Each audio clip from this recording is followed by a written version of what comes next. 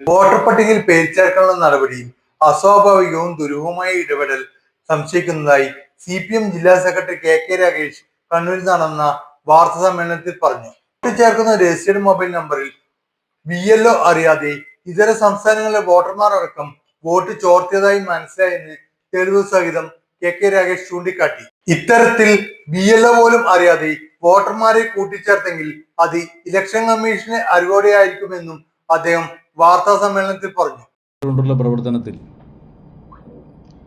അസ്വാഭാവികമായ ചില കാര്യങ്ങൾ ശ്രദ്ധയിൽപ്പെട്ടതിനെ തുടർന്നാണ്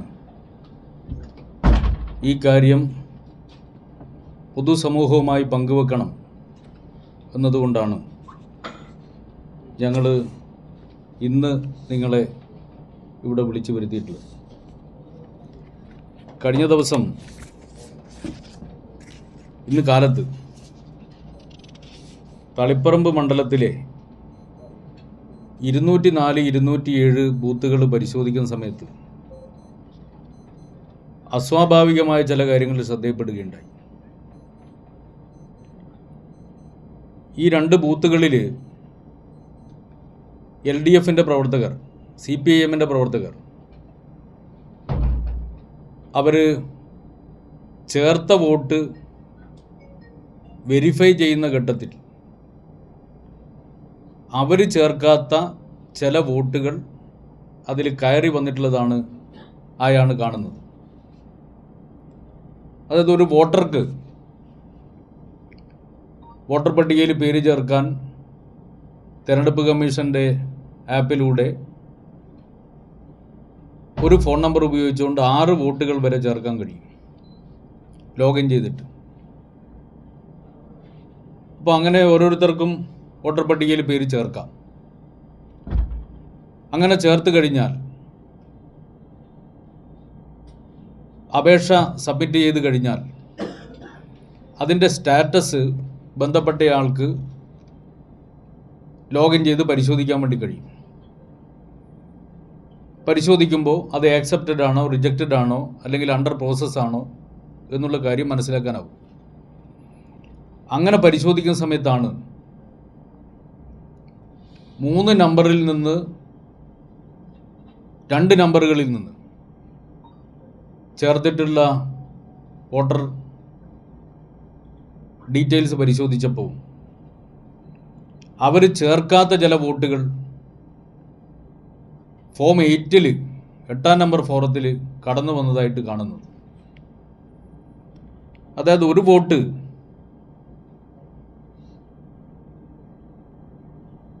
കംലാലനി ജന ഒഡീഷയിൽ നിന്നുള്ള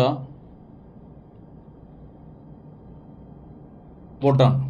ഫോം 8-ൽ ഷിഫ്റ്റ് ചെയ്യാൻ വേണ്ടി വന്നതാണ്. ഞങ്ങളവിടെ പരിശോധിച്ച് നോക്കി, ഇങ്ങനെ ഒരാൾ ആ പരിസരത്തുണ്ടോയെന്ന്. അങ്ങനെ ഒരാളില്ല. മറ്റൊരു വോട്ട്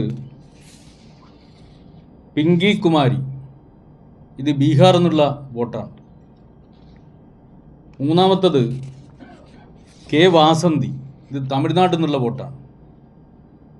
ഇപ്പോൾ വിവിധ നമ്പറുകളിൽ ലോഗിൻ ചെയ്യുന്ന സമയത്ത് ഇങ്ങനെ വോട്ട് കടന്നു വന്നിരിക്കുകയാണ്. അപ്പോൾ ഇതെന്ത് കൊണ്ട് ഇങ്ങനെ സംഭവിച്ചു എന്നുള്ള കൂടുതൽ പരിശോധന നടത്തിയപ്പോഴാണ് ചില ഗൗരവമുള്ള വിഷയം ഞങ്ങളുടെ ശ്രദ്ധയിൽ വരുന്നത്. ഇപ്പോൾ കഴിഞ്ഞ പാർലമെൻറ്റ് തിരഞ്ഞെടുപ്പിൻ്റെ സമയത്ത് കരട് വോട്ടർ പട്ടിക പ്രസിദ്ധീകരിച്ചതിന് ശേഷം 90,083 അപേക്ഷകളാണ് ആകെ ലഭിച്ചിരുന്നത്. 90,083 അപേക്ഷകൾ. സമ്മറി റിവിഷനുമായി ബന്ധപ്പെട്ടുകൊണ്ട് ആകെ ലഭിച്ച അപേക്ഷകൾ 90,083 ആണ്. മണ്ഡലാടിസ്ഥാനത്തിലുള്ള കണക്ക് എൻ്റെ കയ്യിലുണ്ട്. എന്നാൽ ഇപ്പോഴും നോക്കുമ്പോൾ 2,19,239 അപേക്ഷകൾ ഇതിനകം ലഭിച്ചു കഴിഞ്ഞിട്ടുണ്ട്. അതായത് പാർലമെൻറ്റ് തെരഞ്ഞെടുപ്പ് കഴിഞ്ഞിട്ട് അധിക കാലമായിട്ടില്ല. നിയമസഭാ തെരഞ്ഞെടുപ്പ് കഴിഞ്ഞതിന് ശേഷം, വർഷങ്ങൾ കഴിഞ്ഞതിന് ശേഷമാണ് പാർലമെൻറ്റ് തെരഞ്ഞെടുപ്പ് വരുന്നത് നമുക്കറിയാം. ആ ഘട്ടത്തിലാണ് സമ്മറി റിവിഷൻ നടത്തിയത്. അന്ന് വർഷങ്ങൾക്ക് ശേഷം സമ്മറി റിവിഷൻ നടത്തിയപ്പോൾ 90,083 പുതിയ വോട്ടർമാരുടെ അപേക്ഷ മാത്രമാണ് വന്നതെങ്കിൽ ഇത്തവണ കണ്ണൂർ ജില്ലയിൽ ഇത് കേരളത്തിലാകെ ചിലപ്പോൾ പരിശോധിച്ചാൽ ഏതാണ്ട് ഇതുപോലെ തന്നെയായിരിക്കും ഉണ്ടാവാൻ ഇടാന്നാണ് തോന്നുന്നത്. ഇത്തവണ കണ്ണൂർ ജില്ലയിൽ 2,19,239 അപേക്ഷകളാണ് വന്നത്. അതും പാർലമെൻറ്റ് തെരഞ്ഞെടുപ്പ് കഴിഞ്ഞ് അധിക കാലം കഴിയുന്നതിന് മുമ്പെയാണ് ഇത്രയും വലിയ അപേക്ഷ വന്നിട്ടുള്ളത്.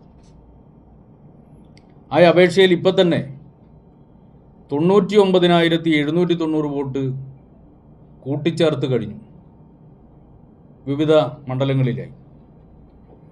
അതിൽ പയ്യന്നൂർ അസംബ്ലി മണ്ഡലത്തിൽ വന്നിട്ടുള്ള അപേക്ഷ 15,525 കല്യാശ്ശേരി 24,187 തളിപ്പറമ്പ് 22,252 ഇരിക്കൂർ 18,467 അഴീക്കോട് ഏറ്റവും കൂടുതൽ അപേക്ഷ വന്നിട്ടുള്ള മണ്ഡലങ്ങളുടെ കൂട്ടത്തിൽപ്പെടുന്നതാണ് അഴീക്കോട് 23,020 കണ്ണൂർ 24,217 ധർമ്മടം 17,363 തലശ്ശേരി 23,406 കൂത്തുപറമ്പ് 19,974 മട്ടന്നൂർ 16,191 പേരാവൂർ 14,637 എല്ലാം ചേർന്ന് 2,19,239 അപേക്ഷ വന്നിരിക്കുകയാണ്. ഇത് അസാധാരണമാണ്, ഇത് ദുരൂഹമാണ്. ഇപ്പം നിലവിൽ തന്നെ 99,790 വോട്ട് കൂട്ടിച്ചേർത്ത് കഴിഞ്ഞു. ആ കൂട്ടിച്ചേർത്തതിൻ്റെ ഒരു സ്റ്റാറ്റസ് എടുത്താൽ ആറാം നമ്പർ 4 എന്ന് പറഞ്ഞാൽ പുതുതായിട്ട് വോട്ടർമാരെ ചേർക്കുന്നതാണ്. അതിൽ 76,893 അപേക്ഷകളാണ് വന്നിട്ടുള്ളത്. ആറാം നമ്പർ 4 ഫോറം 6A അത് പ്രവാസി വോട്ടർമാരാണ്. 33,439 അപേക്ഷകളാണ് വന്നത്. അതുപോലെ ഫോറം നമ്പർ 8 17,340 വന്നത്.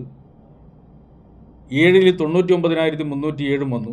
ഇങ്ങനെ ആകെ 2,26,975. അത് ഇന്നലെ വരെയുള്ള കണക്കാണ്. അപ്പോൾ ഇത് വളരെ ഗൗരവമുള്ള ഒരു വിഷയമായിട്ടാണ് കാണേണ്ടത്. സാധാരണ നിലയിൽ ഇത്രയധികം അപേക്ഷ വരില്ല. ഞങ്ങൾ ജില്ലാ കലക്ടറുമായിട്ട് സംസാരിച്ചു. എല്ലാ സ്ഥലങ്ങളിലുള്ള BLOമാരുമായിട്ട് ബന്ധപ്പെടാൻ വേണ്ടി ശ്രമിച്ചു. BLOമാരുമായിട്ട് സംസാരിക്കുന്ന സമയത്ത് സാധാരണ നിലയിൽ ഒരപേക്ഷ കൊടുത്തു കഴിഞ്ഞാൽ BLO ആണ് അത് വെരിഫൈ ചെയ്യേണ്ടത്. BLO വെരിഫൈ ചെയ്യുന്ന സമയത്ത് ബന്ധപ്പെട്ട രാഷ്ട്രീയ കക്ഷികളുടെ BLAമാരുണ്ടാവും. ആ BLAമാർക്ക് വിവരങ്ങൾ കൈമാറണം. അങ്ങനെ വിവരങ്ങൾ കൈമാറിയതിൻ്റെ അടിസ്ഥാനത്തിൽ BLAമാർക്ക് ബൂത്ത് ലെവൽ ഏജൻറ്റുമാർക്ക് എന്തെങ്കിലും ഒബ്ജക്ഷൻ ഉണ്ടെങ്കിൽ അത് പറയാനുള്ളൊരു അവസരം കൂടിയാവും അത്. ആ വിവരത്തെ അടിസ്ഥാനപ്പെടുത്തിക്കൊണ്ട് BLOമാർ പരിശോധന നടത്തി അവർ ഫീൽഡ് വെരിഫിക്കേഷൻ നടത്തി ആക്സെപ്റ്റ് ചെയ്തിട്ട് റിപ്പോർട്ട് ചെയ്തതിൻ്റെ അടിസ്ഥാനത്തിലാണ് പിന്നീട് ഹിയറിംഗ് ഒക്കെ നടത്തിയിട്ട് വോട്ടർ പട്ടികയിൽ പേര് ചേർക്കേണ്ടത്. പക്ഷേ പ്രാദേശികമായി പരിശോധിക്കുന്ന സമയത്ത് ഇത്രയൊന്നും വോട്ട് വന്നതായിട്ട് BLOമാർക്ക് അറിയില്ല. മിക്കവാറും എല്ലാ ബൂത്തുകളിലും നിസ്സാരമായ വോട്ടുകൾ അപേക്ഷയായിട്ട് വന്നതായിട്ടാണ് BLOമാർ പറയുന്നത്. അപ്പോൾ BLOമാരറിയാതെ ഫീൽഡ് വെരിഫിക്കേഷൻ നടത്താതെ BLA വിവിധ രാഷ്ട്രീയ കക്ഷികളുടെ BLAമാർ പോലും വേറെ ആരെങ്കിലും അറിയുന്നുണ്ടോ എന്ന് എനിക്കറിയില്ല. എന്തിനാൽ ഞങ്ങൾ അറിയുന്നില്ല. BLAമാരറിയാതെ വോട്ട് ചേർത്തുകൊണ്ടിരിക്കുകയാണ്. ഇത് അങ്ങേയറ്റം അസാധാരണമായിട്ടുള്ള കാര്യമാണ്. BLOമാരറിയാതെ ഇപ്പം ഞാൻ എൻ്റെ ഫോൺ നമ്പർ ഉപയോഗിച്ചുകൊണ്ട് ലോഗിൻ ID ഉപയോഗിച്ചുകൊണ്ട് വോട്ടർ പട്ടികയിൽ പേര് ചേർക്കുമ്പോൾ അതേ ID ഉപയോഗിച്ച് OTP ഉപയോഗിച്ച് ഞാൻ ലോഗിൻ ചെയ്യുന്ന സമയത്ത് വേറെ ഏതോ ഒരു വോട്ട് അതിനകത്ത് കയറി വരികയാണ്. ഇങ്ങനൊരു സംഭവം ഉണ്ടാണെങ്കിൽ അത് സാധാരണ നിലയിൽ സർവർ കൈകാര്യം ചെയ്യുന്ന ആളുകൾക്ക് മാത്രമേ അങ്ങനെ ചെയ്യാൻ വേണ്ടി കഴിയൂ. അപ്പോൾ സർവർ കൈകാര്യം ചെയ്യുന്നത് തെരഞ്ഞെടുപ്പ് കമ്മീഷനാണ്. ഈ പറഞ്ഞ കാര്യം എന്താണ്, ഞാൻ ഇപ്പോഴും ഇതിൻ്റെ അപ്പുറത്ത് എന്തെങ്കിലും പറയാൻ ഉദ്ദേശിക്കുന്നില്ല. എങ്ങനെയാണ് ഇത് സംഭവിച്ചത്? ഷിഫ്റ്റ് ചെയ്യാൻ വേണ്ടി വന്ന ഫോറം ഇവിടുന്ന് ചേർക്കാതെ ഒരാളുടെ ലോഗിൻ ഐ ഡിയിൽ എങ്ങനെ കയറി വന്നു? BLOമാർ അറിയാതെ എങ്ങനെയാണ് 90,000-ലേറെ വോട്ട്, ഇപ്പോൾ ഇന്നത്തെ കണക്കനുസരിച്ച് 1 ലക്ഷം കടന്നു എന്നാണ് ഞാൻ അറിയുന്നത്, 1 ലക്ഷത്തിലേറെ വോട്ട് എങ്ങനെയാണ് ചേർത്തത്? BLOമാർ അറിയാതെ വെരിഫിക്കേഷൻ കംപ്ലീറ്റ് ആയി എന്നുള്ള റിപ്പോർട്ട് എങ്ങനെയാണ് പോകുന്നത്? ഓട്ടോ ജനറേറ്ററായിട്ട് പോകുന്നതാണോ? എങ്ങനെയാണ് ഈ സംഭവിക്കുന്നത്? അത് ഗൗരവത്തിൽ പരിശോധിക്കണം. അസാധാരണമാണ്. ഞാൻ നേരത്തെ പറഞ്ഞു, കഴിഞ്ഞ പാർലമെൻറ്റ് തെരഞ്ഞെടുപ്പിൻ്റെ ഘട്ടത്തിൽ ആകെ 90,000-ലേറെ അപേക്ഷ മാത്രമാണ് ലഭിച്ചിരുന്നത്. പിന്നീടാണ് ഹിയറിംഗ് നടത്തി അതിൽ ചിലത് മാത്രമാണ് അക്സെപ്റ്റ് ചെയ്തത്. എന്നാൽ ഇപ്പോൾ അപേക്ഷ തന്നെ നേരത്തെ പറഞ്ഞതുപോലെ 2 ലക്ഷത്തിലേറെയാണ്. നിലവിൽ 1 ലക്ഷത്തിലേറെ വോട്ട് കൂട്ടിച്ചേർത്ത് കഴിഞ്ഞു. ആ കൂട്ടിച്ചേർക്കുന്നതിൻ്റെ കൂട്ടത്തിൽ ഇവിടെ പരിശോധിച്ച് നോക്കിയാൽ ഇടതുപക്ഷം ശക്തമായ മത്സരം നടത്തുന്ന മണ്ഡലങ്ങളിലാണ് കൂടുതലായി വോട്ടുകൾ കൂട്ടിച്ചേർത്തത്. ഇപ്പം ഞാൻ ജില്ലാ തെരഞ്ഞെടുപ്പ് ഉദ്യോഗസ്ഥനോടും അതുപോലെ തന്നെ തെരഞ്ഞെടുപ്പ് കമ്മീഷനോടും ആവശ്യപ്പെടുന്നത്, അസാധാരണമായ വിധത്തിൽ എവിടെയെങ്കിലും നിയമവിരുദ്ധമായി വോട്ട് കൂട്ടിച്ചേർക്കപ്പെട്ടിട്ടുണ്ടോ? ഇക്കാര്യം പരിശോധിക്കണം. മറ്റ് സംസ്ഥാനങ്ങളിൽ നിന്ന് ഉൾപ്പെടെയുള്ള ആളുകളെ അനധികൃതമായി ഇങ്ങോട്ടേക്ക് ഷിഫ്റ്റ് ചെയ്ത് കൊണ്ടുവന്നിട്ടുണ്ടോ? അത് പരിശോധിക്കണം. ബന്ധപ്പെട്ട മണ്ഡലത്തിൽ സ്ഥിരതാമസമല്ലാത്ത ആളുകളെ മറ്റേതെങ്കിലും സ്ഥലത്തുനിന്ന് അനധികൃതമായി ഷിഫ്റ്റ് ചെയ്ത് കൊണ്ടുവന്നിട്ടുണ്ടോ? പെർമനൻ്റ് ഓർഡിനറി റെസിഡൻസ് എന്നാണ് പറയുക. അതായത് സ്ഥിരതാമസക്കാർക്കാണ് ബന്ധപ്പെട്ട സ്ഥലങ്ങളിൽ വോട്ടുണ്ടാവേണ്ടത്. അപ്പോൾ സ്ഥിരതാമസക്കാരല്ലാത്ത ആളുകളെ അന്യായമായി, നിയമവിരുദ്ധമായി, അനധികൃതമായി ഏതെങ്കിലും ഒരു മണ്ഡലം പിടിക്കാൻ വേണ്ടിയിട്ട് വോട്ട് ഷിഫ്റ്റ് ചെയ്ത് കൊണ്ടുവന്നിട്ടുണ്ടോ? ഇത് സംബന്ധിച്ച് ഗൗരവത്തിലുള്ള പരിശോധന നടത്തണം, അന്വേഷണം നടത്തണം. അന്വേഷണം നടത്തിയിട്ട് ഇങ്ങനെ ബൾക്ക് ട്രാൻസ്ഫർ നടത്തിയ സംഭവങ്ങളുണ്ടെങ്കിൽ ആ സംഭവത്തെ സംബന്ധിച്ച് അടിയന്തര നടപടി സ്വീകരിക്കാൻ ജില്ലാ തെരഞ്ഞെടുപ്പ് ഉദ്യോഗസ്ഥനും സംസ്ഥാന തെരഞ്ഞെടുപ്പ് ഉദ്യോഗസ്ഥനും തെരഞ്ഞെടുപ്പ് കമ്മീഷനും തയ്യാറാവണമെന്നാണ് അഭ്യർത്ഥിക്കാനുള്ളത്. Thank you. ആരാണ്, എങ്ങനെയാണ് എന്നതിനെ കുറിച്ച് എന്തെങ്കിലും സൂചനകളുണ്ടോ? ആരാണ് ഈ ഇങ്ങനെ വോട്ട് ചേർക്കുന്നതിന് പിന്നിൽ ആരാണെന്ന് എന്തെങ്കിലും സൂചനകളുണ്ടോ? ഞങ്ങൾക്ക് ചില സൂചനകളൊക്കെ ഉണ്ട്. പക്ഷേ സൂചനയെ അടിസ്ഥാനപ്പെടുത്തിക്കൊണ്ട് ഞാനാരും ഇപ്പോൾ കുറ്റപ്പെടുത്താൻ തയ്യാറല്ല. പക്ഷെ വലിയ നിലയിൽ അസ്വാഭാവികമായ വിധത്തിൽ, അസാധാരണമായ വിധത്തിൽ കള്ളവോട്ട് കൂട്ടിച്ചേർക്കലും അതുപോലെ അനധികൃതമായ വിധത്തിലുള്ള ട്രാൻസ്ഫറും നടക്കുന്നുണ്ട് എന്നുള്ളതാണ് പ്രാഥമിക പരിശോധനയിൽ കാണാൻ വേണ്ടി കഴിയുന്നത്. വിശദാംശങ്ങൾ ഞാൻ പിന്നീട് നിങ്ങളുമായിട്ട് പങ്കുവെക്കും. ഇത്തരത്തിലുള്ള കൂട്ടിച്ചേർക്കലുകൾക്ക് ഒരു പുതുമയുള്ള കാര്യമല്ലല്ലോ, പണ്ട് തൊട്ടേ നടക്കുന്നതാണ്. അങ്ങനെ ഉണ്ടായാൽ പരാതി കൊടുത്ത് അനർഹരെ ഒഴിവാക്കും. അതിന് CPM പോലുള്ള ഒരു ഗ്രാസ് ലെവലിൽ സംഘടനാ സംവിധാനമുള്ള ഒരു പാർട്ടിക്ക് അത് ചെയ്യാവുന്നതല്ലേ ഉള്ളൂ. അതാണ് ഞാൻ പറയുന്നത്. അതായത് BLO വെരിഫിക്കേഷൻ നടത്തണം, BLA ഇതറിയണം. പഴയതുപോലെയല്ല, ഫോറം ഫില്ലപ്പ് ചെയ്ത് കൊടുത്ത് പോയി വില്ലേജ് ഓഫീസിൽ പോയിട്ട് നോക്കി നിന്നിട്ടല്ല ഇപ്പോൾ ഉള്ള നടപടിക്രമങ്ങൾ നടക്കുന്നത്.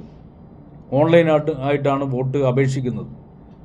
BLOമാർക്കാണ് അതിൻ്റെ വിവരം കിട്ടുന്നത്. ഓരോ സ്ഥലത്തും എത്ര അപേക്ഷ ലഭിച്ചിട്ടുണ്ട് എന്നത് സംബന്ധിച്ചുള്ള വിവരം കിട്ടുന്നത് BLOനാണ്.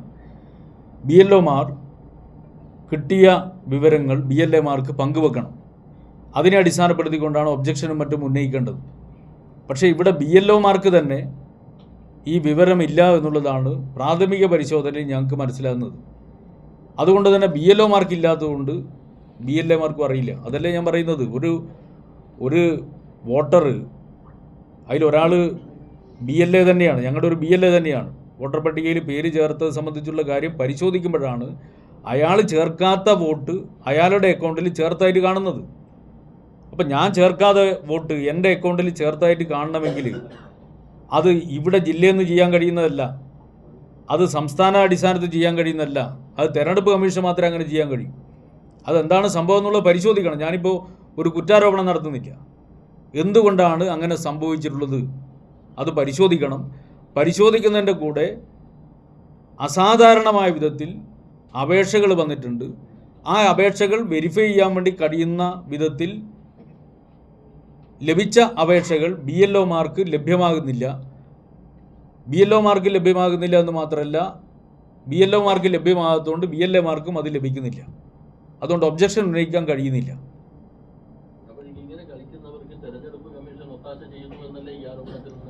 അല്ല, ഞാനിപ്പം അതല്ലേ പറഞ്ഞത്. ഞാനിപ്പോൾ ഉള്ള വിഷയം നിങ്ങളുമായിട്ട് പങ്കുവെക്കുകയാണ് ചെയ്യുന്നത്. നിങ്ങൾക്കും അന്വേഷണം നടത്താം എന്താണ് സംഭവിച്ചത്. അല്ല, കളക്ടർ പരിശോധിക്കാമെന്നല്ലേ പറയൂ. അദ്ദേഹം സ്വാഭാവികമായിട്ടും അക്കാര്യം പരിശോധിക്കും. ആദ്യമായിട്ടാണ് ഇങ്ങനെ ഒരു വിഷയം അദ്ദേഹത്തിന്റെ ശ്രദ്ധയിൽപ്പെടുന്നത്. ഇതിന്റെ സർവർ ഇലക്ഷൻ കമ്മീഷന്റെ കയ്യിലാണുള്ളത് എന്ന് പറയുന്നു. അപ്പൊ ഇലക്ഷൻ കമ്മീഷൻ അറിയാതെ ഇത് നടക്കില്ല എന്നാണ് പറയുന്നത്. അപ്പൊ ഇങ്ങനെ ചെയ്യുന്നവർക്ക് ഇലക്ഷൻ കമ്മീഷൻ ഒത്താശ ചെയ്ത് കൊടുക്കും. അല്ല, ഇപ്പോഴും ഞാൻ അതിന്റെ മേലെ മറ്റു കമന്റ് പറയുന്നില്ല. പക്ഷേ സംഭവിച്ചത് ഇങ്ങനെയാണ്. അതിന്റെ വിശദാംശങ്ങൾ എന്തുകൊണ്ടാണ് ഇങ്ങനെ സംഭവിച്ചതെന്ന് ബന്ധപ്പെട്ട ഉദ്യോഗസ്ഥർ വ്യക്തമാക്കട്ടെ. പരാതി ഇന്നലെ തന്നെ ഒരു പരാതി നൽകിയിട്ടുണ്ട്. ആ പരാതിയുടെ കുറച്ചുകൂടി വിശദാംശങ്ങൾ ഇന്നാണ് കിട്ടിയത്. അപ്പോൾ കുറേ കൂടി വിശദാംശങ്ങൾ വെച്ചുകൊണ്ട് ബന്ധപ്പെട്ട സ്ഥലങ്ങളിൽ നിന്ന് EOമാർക്ക് പരാതി നൽകുന്നുണ്ട്. അല്ല, അങ്ങനെയല്ല. അതായത് അഴീക്കോട് മണ്ഡലത്തിൽ കൂടുതൽ ചേർത്തിട്ടുണ്ട്, കണ്ണൂർ മണ്ഡലത്തിലുണ്ട്, അതുപോലെ കല്യാശ്ശേരിയുണ്ട്, തളിപ്പറമ്പുണ്ട്.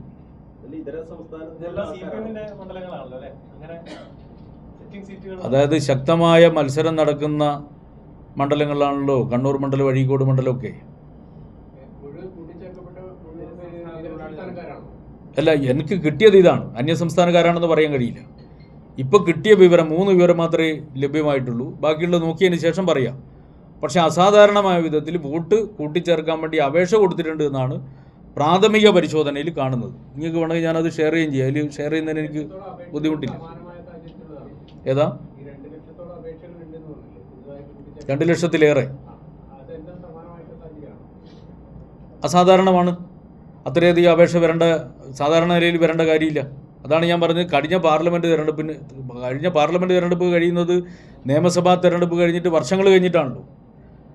ആ സമയത്ത് തന്നെ ഇത്രയും വർഷങ്ങൾ കഴിഞ്ഞിട്ട് കൂട്ടിച്ചേർത്തപ്പോൾ തന്നെ 90,000-ഓളം വോട്ട് മാത്രമാണ് ആകെ അപേക്ഷയായിട്ട് വന്നത് കൂട്ടിച്ചേർക്കുക. വർഷങ്ങൾ കഴിഞ്ഞിട്ട് വന്നതിന് ശേഷം 3 വർഷം കൊണ്ടാണ്. എന്നാൽ ഇപ്പോഴ് ഏതാണ്ട് 1.5 വർഷം കഴിഞ്ഞിട്ടല്ലേ ഉള്ളൂ. 1.5 വർഷം പാർലമെൻറ്റ് തിരഞ്ഞെടുപ്പിന് ശേഷം 1.5 വർഷം കഴിഞ്ഞിട്ടല്ലേ ഉള്ളൂ. ആ 1.5 വർഷം കൊണ്ടാണ് കഴിഞ്ഞ പാർലമെൻറ്റ് തിരഞ്ഞെടുപ്പ് ഘട്ടത്തിൽ കൂട്ടിച്ചേർത്തതിൻ്റെ ഇരട്ടിയിലേറെ വോട്ട് ഇപ്പോൾ കൂട്ടിച്ചേർക്കാൻ വേണ്ടി ഇപ്പം തന്നെ അപേക്ഷ വന്നിട്ടില്ല. ഇനിയും വരാനുണ്ട്.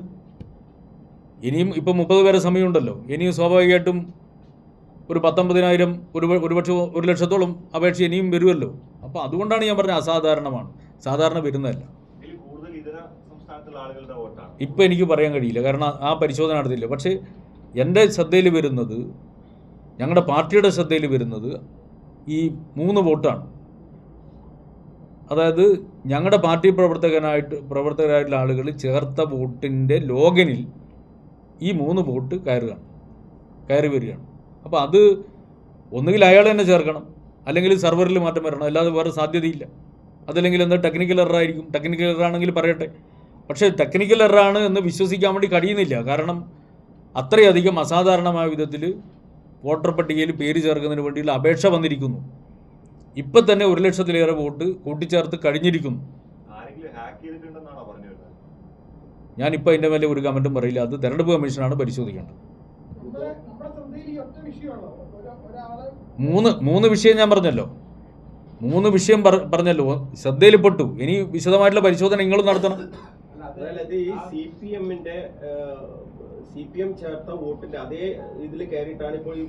CPM-ന്റെ പ്രവർത്തകര് നിങ്ങളെ കുറ്റപ്പെടുത്താൻ വേണ്ടി അങ്ങനെ എന്തെങ്കിലും ചെയ്യുന്നുണ്ട്?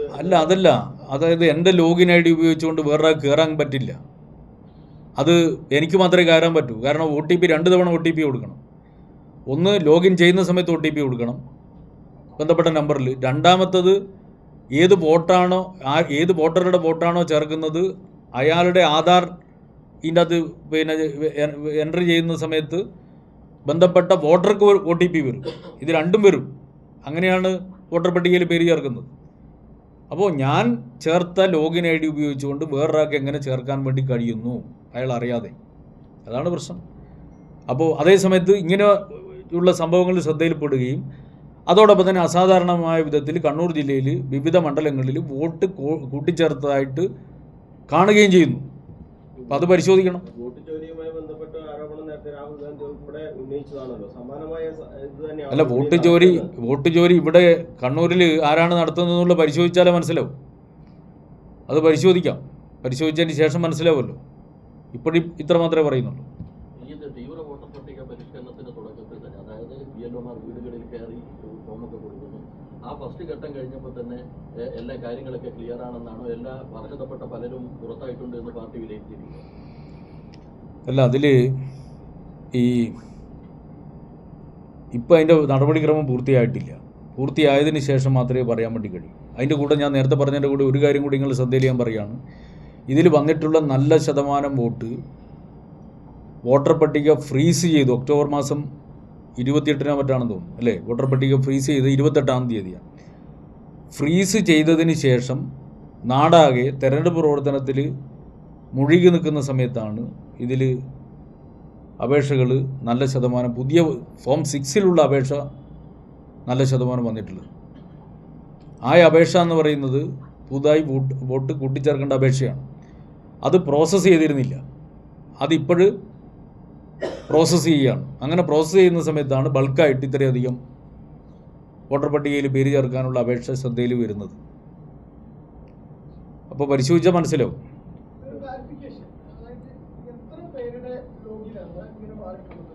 രണ്ട് പേരുണ്ട്. രണ്ടല്ല, 3 പേര്. മൂന്ന് ലോഗിനിൽ പിന്നെ 3 വോട്ടാണ് വന്നിട്ടുള്ളത്. 6 ചേർക്കാം.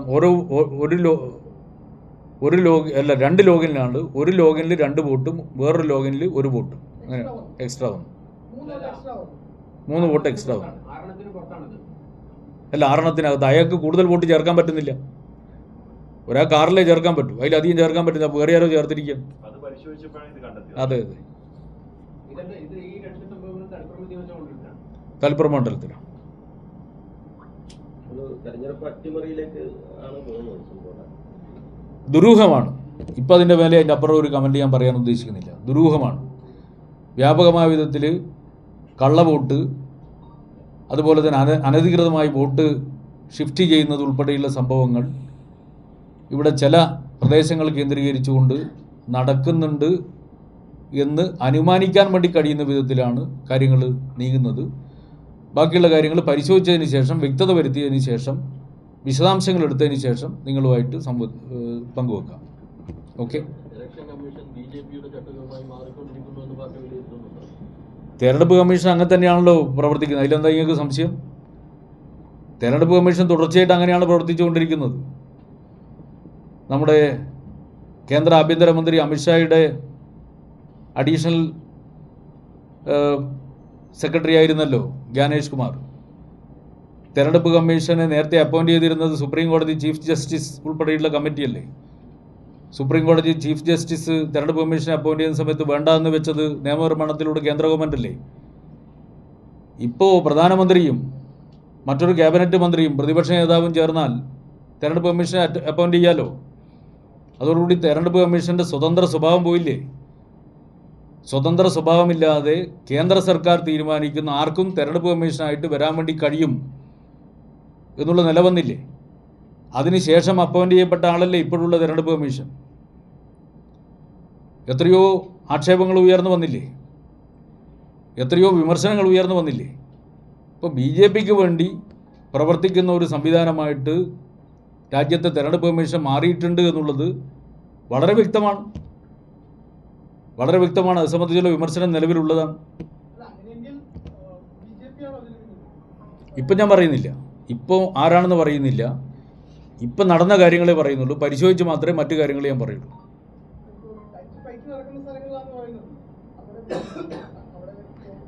ടൈറ്റ് ഫൈറ്റ് നടക്കുന്ന മണ്ഡലങ്ങളിൽ ആണ് പ്രധാനമായിട്ടും ഷിഫ്റ്റ് ചെയ്യുകയും. ഇവിടെ ബിജെപിക്ക് റോളിംഗ് അല്ല, ഞാനിപ്പോൾ ഏത് പാർട്ടിയാണെന്ന് ഞാൻ പറയുന്നില്ലല്ലോ. തെരഞ്ഞെടുപ്പ് കമ്മീഷൻ മുഖാന്തരമാണ് ഇത് നടന്നതെന്ന് ഞാൻ പറഞ്ഞില്ലല്ലോ. പരിശോധിക്കണം എന്നല്ലേ ഞാൻ പറഞ്ഞുള്ളൂ. എങ്ങനെയും വരാമല്ലോ, പരിശോധിച്ചിട്ട് പറയാം. ആര് മുഖാന്തരമാണ് എങ്ങനെയാണെന്നുള്ളത് പരിശോധിച്ചിട്ട് പറയാം.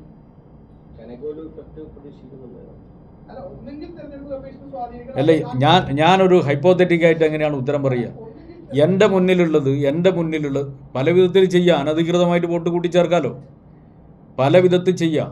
ഇപ്പോൾ ഞാൻ ഇവിടുന്ന് ഷിഫ്റ്റ് ചെയ്തിട്ട് വേറൊരു സ്ഥലത്ത് പോയ ഒരാളാണ്.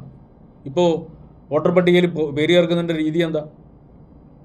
ഇപ്പോൾ വോട്ടർ പട്ടികയിൽ ഓൺലൈനായിട്ട് അപേക്ഷ കൊടുക്കുക. അപേക്ഷ വേണം കൊടുക്കുക, ഏത് കെട്ടിടം വേണം കൊടുക്കുക. അങ്ങനെ കൊടുത്തതിൻ്റെ ആകുമ്പോൾ BLO വെരിഫൈ ചെയ്തു എന്ന് BLO സർട്ടിഫൈ ചെയ്താൽ തീർന്നു. BLO വെരിഫൈ ചെയ്യാതെ തന്നെ പോകുന്നുണ്ടെങ്കിൽ ചിലപ്പോൾ മറ്റെന്തെങ്കിലും നടക്കുക, എന്തു സംഭവിക്കാം. അപ്പോൾ അത് പരിശോധിച്ചാലേ ഇപ്പോൾ പറയാൻ വേണ്ടി കഴിയൂ. അസാധാരണമായ ചില കാര്യങ്ങൾ ഇവിടെ നടക്കുന്നുണ്ട്. ആ കാര്യങ്ങൾ ഞാൻ നിങ്ങളുമായിട്ട് പങ്കുവെച്ചെന്ന് മാത്രമേ ഉള്ളൂ. ബാക്കി ഇതിൻ്റെ പിന്നിൽ ആരാണ് എന്നുള്ളത് ബന്ധപ്പെട്ടവർ പരിശോധിക്കണം, നിങ്ങളും പരിശോധിക്കണം. സംഭവിക്കാം, തൃശ്ശൂർ മോഡലിൽ സംഭവിക്കാം, ബാംഗ്ലൂർ കർണാടക മോഡലിൽ സംഭവിക്കാം, ബീഹാർ മോഡലിൽ സംഭവിക്കാം, മഹാരാഷ്ട്ര മോഡലിൽ സംഭവിക്കാം. വ്യത്യസ്ത മോഡലുണ്ടല്ലോ നമ്മുടെ മുമ്പിൽ. എല്ലാ മോഡലിലും ഒരാൾ മാത്രമല്ലല്ലോ പ്രതി, വ്യത്യസ്ത മോഡലുണ്ട്. അതിൽ ഏത് മോഡലാണ് കേരളത്തിൽ വരുന്നത് എന്നുള്ളത് നമുക്ക് പരിശോധിച്ചിട്ട് കണ്ടുപിടിക്കാം.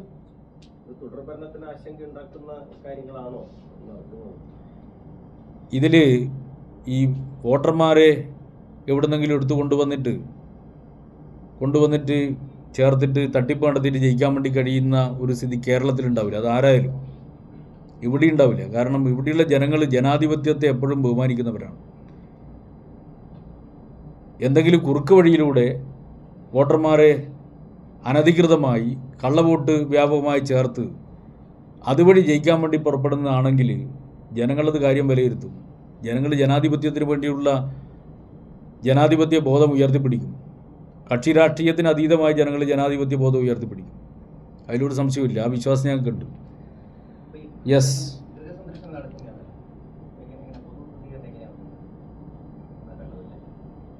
അല്ല അതിൽ അതായത് സർക്കാരിനെ സംബന്ധിച്ച് ഒരു വീട്ടിൽ നിന്നും ഗവൺമെൻറ് ഇന്ന കാര്യം ചെയ്തില്ല, ഇന്ന വികസനം നടത്തിയില്ല, ക്ഷേമ പദ്ധതികൾ നടപ്പിലാക്കിയില്ല, പെൻഷൻ കൊടുത്തില്ല, വീട് കൊടുത്തില്ല, ഒരു വിമർശനം ഉയർന്നിട്ടില്ല. സർക്കാരിൻ്റെ പ്രവർത്തനം സംബന്ധിച്ച് ഞങ്ങൾ ചർച്ച ചെയ്യുന്ന സമയത്ത് അതിനോട് പൂർണ്ണമായ പിന്തുണയാണ് മിക്കവാറും എല്ലാ വീടുകളിൽ നിന്നും ലഭിക്കുന്നത്. അപൂർവം ചില പ്രശ്നങ്ങൾ ശ്രദ്ധയിൽപ്പെടുത്തിയിട്ടുണ്ടാവും. പക്ഷെ പൊതുവിൽ ഗവൺമെൻറ്റിൻ്റെ പ്രവർത്തനം സംബന്ധിച്ച് എല്ലാ വീടുകളിൽ നിന്നും വളരെ വളരെ അനുകൂലമായിട്ടുള്ള സ്ഥിതിയാണുള്ളത്. അപ്പോൾ സർക്കാരിൻ്റെ പ്രവർത്തനത്തിൽ ജനങ്ങൾ തൃപ്തരാണ് എന്ന് വേണം കാണാൻ. എന്നാൽ അതേ സമയത്ത് തെരഞ്ഞെടുപ്പിൻ്റെ വിവിധ ഘട്ടങ്ങളിൽ ഉയർന്നു വന്ന വിവാദങ്ങൾ, ആ വിവാദങ്ങളെ ഉയർത്തിക്കൊണ്ടുവന്ന് സർക്കാരിൻ്റെ പ്രവർത്തനത്തെ തമസ്കരിക്കാൻ, അത് ജനങ്ങളിൽ നിന്ന് മറച്ചു വെക്കാനാണ് പ്രതിപക്ഷം ശ്രമിച്ചിട്ടുള്ളത്. ആ വിവാദങ്ങളാണ് യഥാർത്ഥത്തിൽ ചർച്ചയായിട്ടുള്ളത് എന്നാണ് ഞങ്ങൾക്ക് തോന്നിയിട്ടുള്ളത്. പക്ഷേ ആ വിവാദങ്ങളുടെ യാഥാർത്ഥ്യം എന്താണെന്ന് ജനങ്ങൾ ബോധ്യപ്പെട്ട് വരുന്നുണ്ട്.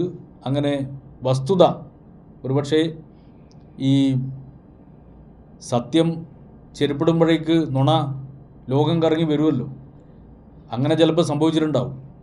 നുണപ്രചരണങ്ങളും വർഗീയ ധ്രുവീകരണ ശ്രമങ്ങളും ഒക്കെ നടന്നിട്ടുണ്ട്. അതൊക്കെ ജനങ്ങൾ പങ്കുവെക്കുന്നുണ്ട്. എന്തിനായാലും സർക്കാരിൻ്റെ പ്രവർത്തനം സംബന്ധിച്ച് ഏതെങ്കിലും വിധത്തിലുള്ള വിമർശനം ഈ വീട് കയറ്റത്തിൻ്റെ ഘട്ടത്തിൽ എവിടെയും ഉയർന്നു വന്നിട്ടില്ല.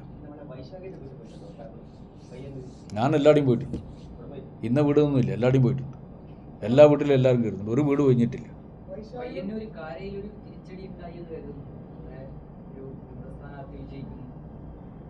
അല്ല, അതിൽ പയ്യന്നൂർ പോലുള്ളൊരു സ്ഥലത്ത് CPM-നെ സംബന്ധിച്ചിടത്തോളം പയ്യന്നൂർ എല്ലാ ഘട്ടത്തിലും കണ്ണൂർ ജില്ലയിലെ പാർട്ടിയുടെ ഒരു പ്രധാനപ്പെട്ട ശക്തി സ്രോതസ്സാണ്. അങ്ങനെ ഒരു സ്ഥലത്ത് സംഭവിക്കാൻ പാടില്ലാത്തത് സംഭവിച്ചു. അത് സംബന്ധിച്ച് പാർട്ടി നിലപാട് നേരത്തെ പറഞ്ഞതാണ്. അതുമായി ബന്ധപ്പെട്ടുകൊണ്ട് ഉണ്ടായിട്ടുള്ള സംഭവങ്ങൾ ഗൗരവത്തിൽ പാർട്ടി എടുത്തിട്ടുണ്ട്. പ്രശ്നം പരിഹരിക്കുന്നതിന് ആവശ്യമായിട്ടുള്ള ഇടപെടൽ പാർട്ടി നടത്തിയിട്ടുണ്ട്. പലരും തെറ്റിദ്ധരിക്കപ്പെട്ടു പോയിട്ടുണ്ട്. തെറ്റിദ്ധരിക്കപ്പെട്ട് പോയവരെ, തെറ്റായ സമീപനം സ്വീകരിച്ചവരെ, അവരെയൊക്കെ തിരുത്തിക്കുന്നതിന് ആവശ്യമായിട്ടുള്ള നടപടി പാർട്ടി സ്വീകരിച്ചു വരികയാണ്.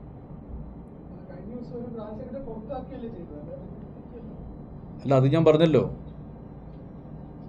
പറഞ്ഞല്ലോ പുറത്താക്കുക എന്ന് പറഞ്ഞാൽ അതുകൂടി ഒരു നടപടിയുടെ ഭാഗമാണ്.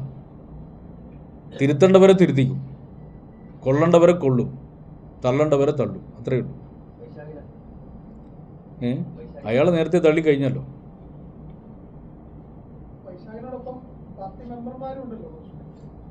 അല്ല, അതാ ഞാൻ പറഞ്ഞത്, നേരത്തെ പറഞ്ഞതിലെല്ലാം ഉണ്ട്. തള്ളേണ്ടവരെ തള്ളും, കൊള്ളേണ്ടവരെ കൊള്ളും. ചർച്ച ചെയ്ത് തിരുത്താൻ കഴിയുന്നവരെ തിരുത്തി പാർട്ടിയോടൊപ്പം ചേർക്കും. വൈശാഖ് തിരുത്താൻ തയ്യാറായിട്ടുണ്ടോ? തെറ്റ് പറ്റിപ്പോയി എന്ന് പറഞ്ഞിട്ടുണ്ടോ? അല്ല, ആ ഒരു പരിശോധന ഇപ്പം ഞങ്ങൾ നടത്തിയിട്ടില്ല. അതിലിപ്പോൾ അദ്ദേഹം ഒരു നിലപാട് സ്വീകരിച്ചു. ആ നിലപാട് പാർട്ടി വിരുദ്ധ നിലപാടാണ്. ആ നിലപാട് കണക്കിലെടുത്തുകൊണ്ട് അദ്ദേഹത്തെ പാർട്ടിയിൽ നിന്ന് പുറത്താക്കിയിട്ടുണ്ട്.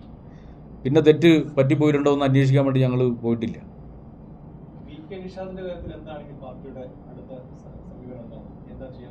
അല്ല, അത് കോടതി വരട്ടെ, അതിന് ശേഷം പറയും. നോക്കാം, അതിൻ്റെ മറ്റു കാര്യങ്ങൾ എങ്ങനെയാണ് ഡെവലപ്പ് ചെയ്യാൻ നോക്കാം, എന്നിട്ട് തീരുമാനിക്കാം.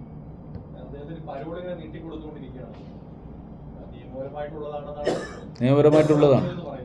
പരോള് നിയമപരമായിട്ടുള്ളത്. അത് ആക്ഷേപമല്ലേ? ആക്ഷേപം പലതും ഉണ്ടാവുമല്ലോ. ആക്ഷേപം വസ്തുതയാവണമെന്നില്ല.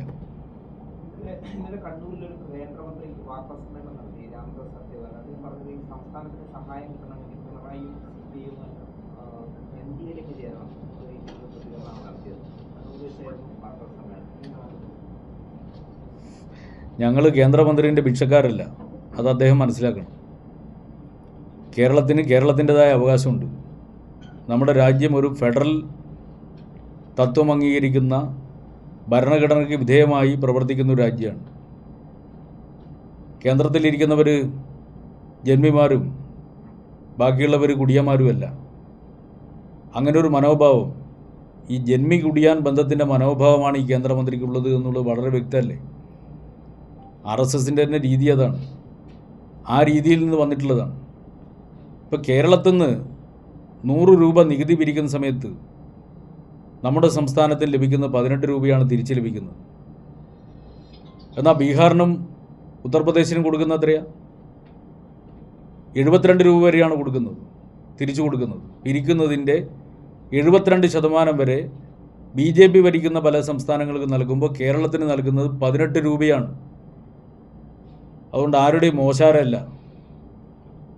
നികുതി വിഹിതം കേരളത്തിൽ ലഭ്യമാക്കുക എന്നുള്ളത് ആരുടെയും ഓശാരമല്ല. അത് കേരളത്തിലെ ജനങ്ങളുടെ അവകാശമാണ്. അങ്ങനെ ഓശാരമാണെന്ന് തെറ്റിദ്ധരിക്കണ്ട.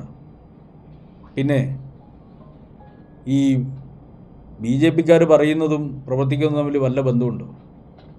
ഇപ്പോൾ കഴിഞ്ഞ ദിവസം പ്രധാനമന്ത്രി ഇപ്പോൾ തിരുവനന്തപുരത്ത് അല്ലേ വലിയ പ്രഖ്യാപനം നടത്താൻ പോകുന്ന അല്ലേ കേട്ടത്? നാളെ പ്രഖ്യാപനം നടത്താൻ പോവാണ്. വയനാട്ടിൽ വന്നിട്ട് എന്താ ചെയ്തേ? വയനാട്ടിൽ രാജ്യത്ത് നടുക്കിയ ദുരന്തം ഉണ്ടായല്ലോ, ഒരു പ്രദേശമാകെ ഒഴുകിപ്പോയല്ലോ. ആ സമയത്ത് പ്രധാനമന്ത്രി അവിടെ വന്നില്ലേ? വന്നിട്ട് എന്തൊരു നാടകമായിരുന്നു. എന്താ കേരളത്തോട് പറഞ്ഞത്?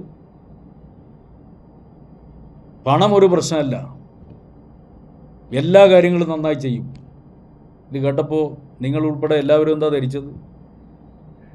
ദുരിതാശ്വാസ നിധിയിൽ നിന്ന് കേരളത്തിന് അർഹതയുള്ളതിനേക്കാളേറെ സഹായം കിട്ടുമെന്നാണ് പ്രതീക്ഷിച്ചത്. പക്ഷെ സംഭവിച്ചെന്താ? ഒരു നയാ പൈസ അതിനേക്ക് കേന്ദ്ര ഗവൺമെൻറ് നൽകിയോ? ഒരു നയാ പൈസ? പ്രധാനമന്ത്രി വന്ന് നാടകം കളിച്ചിട്ട് കാര്യമില്ല. കേരളത്തോട് തുടർച്ചയായി അവഗണന കാണിക്കുകയാണ്.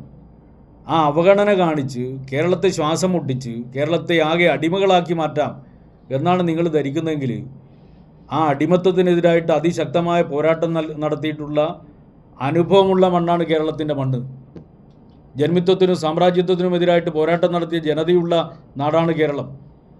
അല്ലാതെ ബ്രിട്ടീഷുകാരുടെ ചെരുപ്പ് നക്കിയിട്ട് അവരുടെ പിണയാളുകളാക്കി മാറ്റിയിട്ടുള്ള, അവരുടെ പിണയാളുകളായി പ്രവർത്തിച്ചിട്ടുള്ള പാരമ്പര്യമല്ല ഈ കേരളത്തിലെ ജനങ്ങൾക്കും പ്രത്യേകിച്ച് ഇടതുപക്ഷ പ്രസ്ഥാനത്തിനും ഉള്ളത് എന്ന് മനസ്സിലാക്കണം. അതിനോട് പടപൊരുതിയ പാരമ്പര്യമാണ് ഉള്ളത്. അതുകൊണ്ട് അമ്മാതിരി കൊണ്ടൊന്നും ദയവ് ചെയ്തിട്ട് ഇങ്ങോട്ടേക്ക് വരരുത്. ക്ഷേത്രങ്ങളിൽ ഗണഗീതം പാടുന്നത് വലിയ ഒരു പ്രശ്നമായി മാറി. ഇങ്ങനെ കണ്ണാടിപ്പറമ്പിൽ DYFI പ്രവർത്തകർ അത് തടയുന്ന ഒരു സാഹചര്യം ഉണ്ടായി. ഈ ക്ഷേത്രങ്ങളിൽ ഇങ്ങനെ ഇത് ഗണഗീതമൊക്കെ പാടുന്നത് തടയുമെന്നാണ് DYFI പറയുന്നത്. ക്ഷേത്രങ്ങൾ RSSന്റെ ഓഫീസല്ലല്ലോ, RSSന്റെ ഓഫീസല്ലല്ലോ ക്ഷേത്രങ്ങൾ. ക്ഷേത്രങ്ങൾ വിശ്വാസികളുടെ ഇടാണ്. RSSന് വിശ്വാസമായിട്ട് എന്താ ബന്ധം? RSS വിശ്വാസിയുടെ കൂടെയാണ്. വിശ്വാസിയുടെ കൂടെയാണെങ്കിൽ ലോകം കണ്ട ഏറ്റവും വലിയ രാമഭക്തനല്ലേ മഹാത്മാഗാന്ധിയെ? ആ മഹാത്മാഗാന്ധിയെ എന്തിനാണ് കൊലപ്പെടുത്തിയത്? ചുണ്ടിലെപ്പോഴും രാമമന്ത്രമല്ലേ മഹാത്മാഗാന്ധിയുടെ? ഗാന്ധിജിയെ കൊന്നെന്തിനാ? വിശ്വാസമില്ലാത്തതുകൊണ്ടാണ്. RSS ചെയ്യുന്നതെന്താ? അവർ വിശ്വാസത്തെ രാഷ്ട്രീയ ആവശ്യത്തിന് വേണ്ടി ഉപയോഗിക്കുകയാണ് ചെയ്യുന്നത്. അല്ലാതെ RSS ഏതെങ്കിലും വിധത്തിൽ വിശ്വാസവുമായി ബന്ധപ്പെട്ട ഒരു സംഘടനയല്ല. വിശ്വാസവുമായി ബന്ധപ്പെട്ട ഒരു സംഘടനയായിരുന്നുവെങ്കിൽ ശബരിമലയിൽ അയ്യപ്പ സംഗമം സംഘടിപ്പിച്ചപ്പോൾ RSSന്റെ വക ഒരു അയ്യപ്പ സംഗമം നടത്തിയില്ലേ? അതിൽ സന്യാസി വേഷധാരിയായ RSSകാരൻ നടത്തിയ പ്രസംഗം എന്താ? വാവര് സ്വാമി തീവ്രവാദിയാണ്. അത് വിശ്വാസമാണോ? വിശ്വാസത്തെ രാഷ്ട്രീയ ആവശ്യത്തിന് വേണ്ടി ഉപയോഗിക്കുക, വിശ്വാസത്തെ ഉപയോഗിച്ചുകൊണ്ട് വർഗീയത ഉണ്ടാക്കുക, ആ വർഗീയമായി ജനങ്ങളെ ഭിന്നിപ്പിക്കുക, ജാതി ഉപജാതി സഖ്യങ്ങളെ വർഗീയമായി ഉപയോഗിക്കുക രാഷ്ട്രീയ ആവശ്യത്തിന് വേണ്ടി. അതല്ലേ ചെയ്യുന്നത്. വിശ്വാസമായിട്ട് എന്താ ബന്ധം? RSSന് വിശ്വാസമായിട്ട് ഒരു ബന്ധമില്ല. വിശ്വാസത്തെ ഉപയോഗിക്കുകയാണ് ചെയ്യുന്നത്. അപ്പോൾ ഗണഗീതം RSSന്റെ ആഫീസ് പാടിക്കൊള്ളുക. അല്ലാണ്ട് ക്ഷേത്രത്തിൽ പാടാൻ വേണ്ടി പുറപ്പെട്ടാൽ ശക്തമായിട്ടുള്ള പ്രതികരണം ഉണ്ടാകും നാട്ടിൽ നിന്ന്.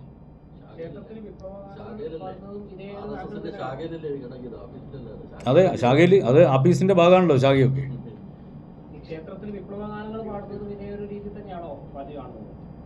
അല്ല, ക്ഷേത്രത്തിനകത്ത് ഇപ്പം വിപ്ലവ ഗാനങ്ങൾ പാടുക എന്നുള്ളതല്ലല്ലോ. കേരളത്തിലെ ക്ഷേത്രങ്ങൾ നിങ്ങൾ നോക്കൂ. എന്താ കേരളത്തിൻ്റെ ക്ഷേത്രങ്ങളുടെ പാരമ്പര്യം? ഇവിടെയുള്ള പ്രത്യേകിച്ച് ഈ കണ്ണൂർ ജില്ല ഉൾപ്പെടെയുള്ള വടക്കേ മലബാറിലെടുത്ത് പരിശോധിച്ചാൽ ആ ക്ഷേത്രങ്ങളിലുള്ള തെയ്യങ്ങളായാലും അവിടെ ആരാധിക്കപ്പെടുന്ന ദൈവങ്ങളായാലും അന്നത്തെ വ്യവസ്ഥിതിക്കെതിരായിട്ട് പോരാടി രക്തസാക്ഷികളായവരാണ്. നിങ്ങൾ നോക്കിക്കോ, ഓരോ തെയ്യങ്ങളെയും വിശ്വാസത്തിൻ്റെ ഭാഗമായി കൊണ്ടാടുന്ന ദൈവങ്ങളെ എടുത്ത് പരിശോധിച്ചോ. അപ്പോൾ ആ പാരമ്പര്യം ഉൾക്കൊള്ളുന്ന ജനതയാണ് കണ്ണൂരിലെ ജനത. പിന്നെ ക്ഷേത്രങ്ങളിൽ കയറിയിട്ട് വിശ്വാസത്തിൻ്റെ ഭാഗമായിട്ടുള്ള കാര്യങ്ങളാണ് ക്ഷേത്രങ്ങളിൽ നടക്കേണ്ടത്, അതിൽ യാതൊരു സംശയമില്ല. അതിൻ്റെ കൂടെയാണ് ഞങ്ങൾ. പക്ഷേ നിങ്ങൾ മനസ്സിലാക്കേണ്ടത്, നമ്മുടെ നാട്ടിൽ ക്ഷേത്രത്തിൽ എല്ലാവർക്കും പോകാനുള്ള അവകാശം ഉണ്ടായിരുന്നില്ല. എല്ലാവർക്കും ക്ഷേത്രത്തിൽ പോകാനുള്ള അവകാശമില്ലാത്ത ഘട്ടത്തിൽ വിശ്വാസിക്ക് ക്ഷേത്രത്തിൽ പോകാനുള്ള അവകാശത്തിന് വേണ്ടി സമരം ചെയ്തവരാണ് കമ്മ്യൂണിസ്റ്റുകാർ. AKജിയും കൃഷ്ണപിള്ളയും ഉൾപ്പെടെയുള്ള കമ്മ്യൂണിസ്റ്റ് നേതാക്കൾ എല്ലാവർക്കും ക്ഷേത്രത്തിൽ പോകാനുള്ള അവകാശത്തിന് വേണ്ടി സമരം ചെയ്തവരാണ്. ആ പാരമ്പര്യമാണ് ഇപ്പോഴും കമ്മ്യൂണിസ്റ്റുകാർ ഉയർത്തിപ്പിടിക്കുന്നത്. എല്ലാവർക്കും ക്ഷേത്രത്തിൽ പോകാനുള്ള അവകാശത്തിന് വേണ്ടിയാണ്. പക്ഷേ അതിന് പകരം ക്ഷേത്രത്തെ ഉപയോഗിച്ചുകൊണ്ട് RSSന്റെ ശാഖയിൽ ചെയ്യേണ്ട കാര്യങ്ങൾ ക്ഷേത്രത്തിൽ ചെയ്യാൻ വേണ്ടി പുറപ്പെട്ടു കഴിഞ്ഞാൽ അതിനോട് ജനങ്ങളുടെ ശക്തമായിട്ടുള്ള പ്രതികരണം ഉണ്ടാവും.